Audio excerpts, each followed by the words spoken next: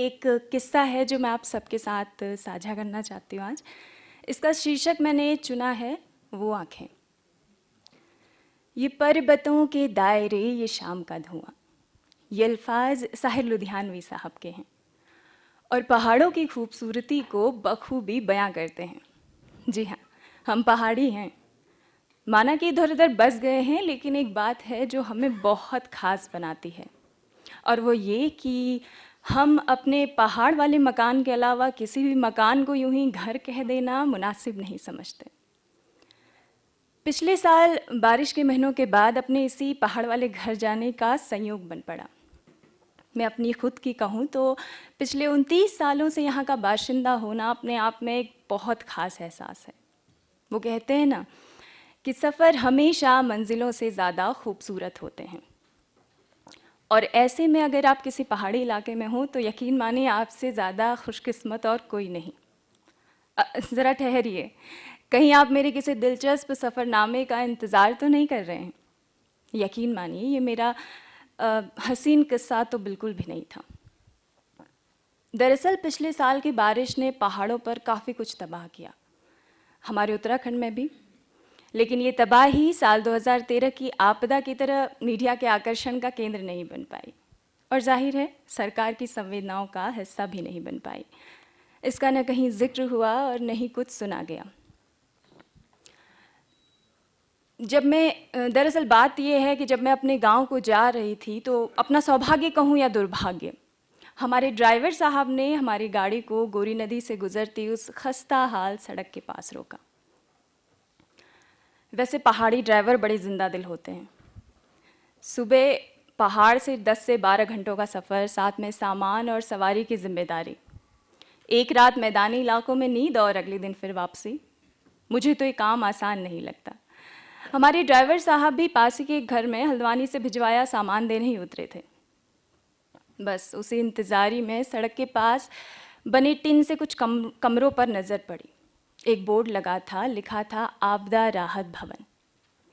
बड़ा अटपटा सा लगा, कैसे टिन से बने कमरों में रहते होंगे ये लोग। धूप, गर्मी, बरसात, जाड़ा सब कुछ झेलते हैं। उनसे ध्यान हटाने की कोशिश में नज़रें पड़ गई पास ही एक बड़े से पत्थर पर बैठे हुए उस बुज़ुर्ग की ओर। नीला सा फटा सा पैजामा पहने, उसके ऊपर काला गर्म कोट जो अंदर से पीली भद्दी सी स्वेटर को बस छिपा रहा था। उनके नाप का तो बिल्कुल भी नहीं था, शायद गांव के किसी बड़े परिवार ने दिया होगा। हाँ, एक कुमाऊनी टोपी ज़रूर उन्होंने पहनी थी, हाथ में लकड़ी थामे बैठे हुए थे, निस्तब्ध, निष्प्राण। वैसे मुनस्यारी को जाने वाली सड़क में आपको निहारते हुए लोग ज़रूर मिल जाएंगे, क्योंकि शहरों की आम सी सुविधाएं भी वहाँ पर अचरज का विषय हैं, फिर चाहे वो गाड़ी हो या सड़क। खैर, विकास की बात निकलेगी तो दूर तलक जाएगी। हम अपने किस्से पर वापस लौटते हैं। उन कमरों के बाहर कुछ औरतें आग पर खाना पका रही थी, 2-4 बच्चे खेल रहे थे। देखने में सब कुछ सामान्य सा ही था, पर कुछ असामान्य थी जो मेरे लिए थी। वो थी उस बुजुर्ग की आंखें, पीली, एकदम पानी से भरी हुई, एक टक हमें ही देखे जा रही थी। मुझे तो लगा मुझे ही देखे जा रही हैं।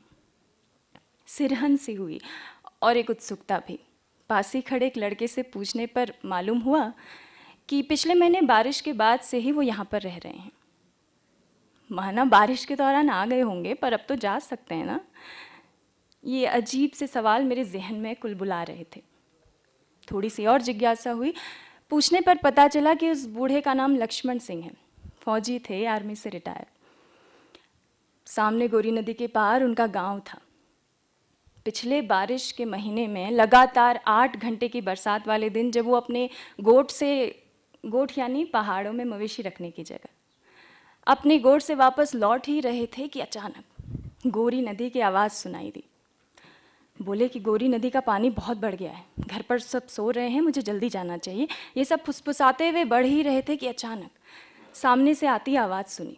ऐसा लगा जैसे धरती फट के समुद्र में समा रही हो। घबराए हुए से आगे बढ़े कि अचानक सामने से पानी का बड़ा सा सैलाब दिखा। मिट्टी, पत्थर, मवेशी सब कुछ बहता हुआ।